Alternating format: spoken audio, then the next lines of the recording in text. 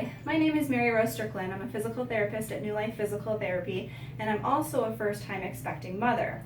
I'm happy to introduce Chris Hellenbrand, who's not only a physical therapist, but one of our women's health specialists, and she's been able to share some very helpful tips and suggestions throughout my pregnancy that I think everybody out there who's pregnant can benefit from. So we're happy to be able to share this information with you today.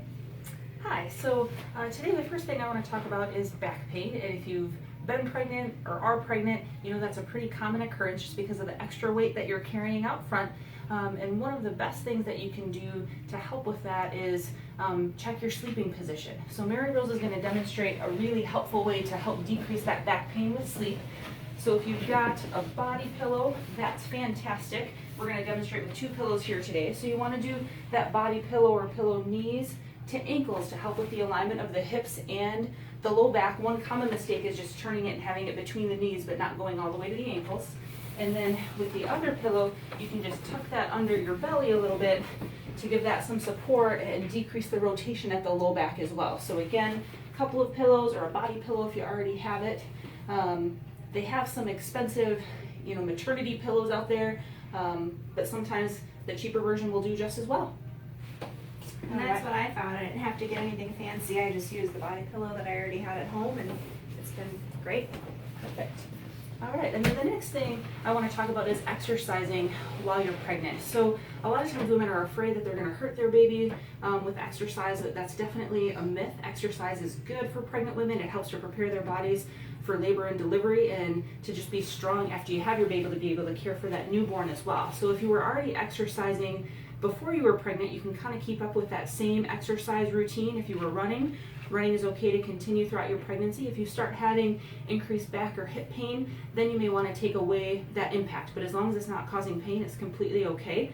One thing you do want to avoid is laying on your back after the first trimester, just because of the weight of the baby and how it affects your circulation. But other than that, general exercise is okay. If you haven't been exercising and you want to start exercising to either help with back pain or to just get stronger throughout your pregnancy, gentle walking, doing a stationary bike, or swimming, either swimming in the pool or just walking in the pool can be a great way to get moving, just get some of that cardiovascular exercise and get your body ready to give birth.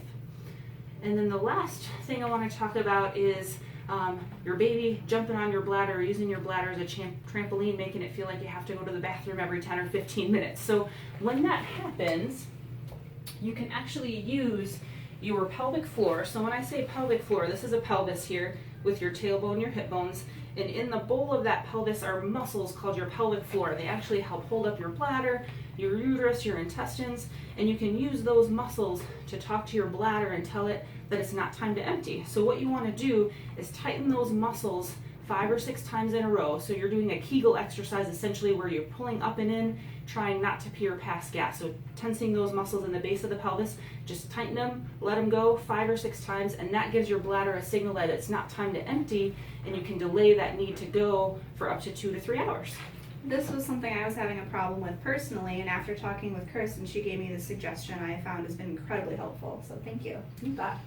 So that concludes this video, but in our next video we're going to talk about the top 3 exercises to help with low back and middle back pain when you're pregnant, so stay tuned for that.